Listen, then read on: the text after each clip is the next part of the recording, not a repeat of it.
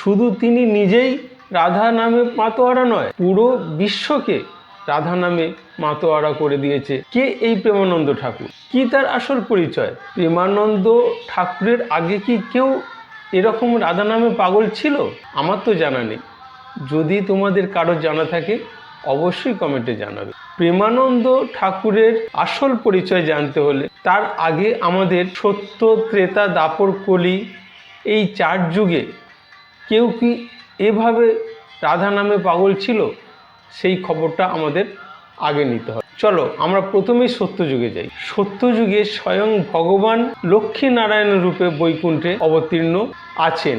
আর নারায়ণ লক্ষ্মী বলতে পাগল সেটা আমরা সবাই জানি। তারপর ত্রেতা যুগ। ত্রেতা যুগে এই লক্ষ্মী-নারায়ণ সীতারাম রূপে অযোধ্যায় অবতীর্ণ হয়েছিলেন। শ্রী রামচন্দ্র সীতা নামে পাগল ছিল, এটাও আমরা সবাই জানি। এই সীতারামই দাপর যুগে রাধা কৃষ্ণ রূপে অবতীর্ণ হয়েছিলেন বৃন্দাবনে। আর এটা তো আমরা সবাই জানি শ্রীকৃষ্ণ রাধা নামে কতটা পাগল ছিলেন। আর কলিযুগ, কলিযুগের কথার নাম বললেই নয়, কলিযুগে তো স্বয়ং ভগবান নিজের শরীরে রাধাকে ধারণ করে নদিয়ার বুকে অবতীর্ণ হয়েছিলেন শ্রী চৈতন্য মহাপ্রভু রূপে। আর এখন অর্থাৎ বর্তমানে আমি কি বলতে চাইছি তোমরা নিশ্চয়ই বুঝতে পারছো।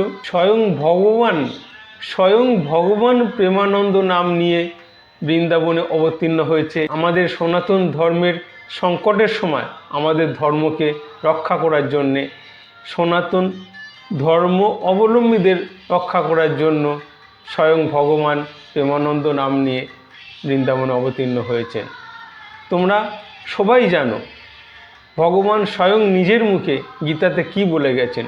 তিনি বলেছেন, যদা যদা হি ধর্মস্য গ্লানির্ভবতি ভারত অভ্যুত্থানম অধর্মস্য তদাৎমানম সৃজম্যহম পরিত্রাণায় সাধুনম বিনাশায় চতুষ্কৃতম ধর্ম সংস্থাপনার্থায় সম্ভবামি যুগে যুগে। আর সেইটাই আজ হচ্ছে। সবাই সুস্থ থাকো, ভালো থাকো, নিজের ধর্মে থাকো। সবাই একবার বলো, জয় প্রেমানন্দ ঠাকুরের জয়। জয় শ্রীকৃষ্ণ। রাধে রাধে।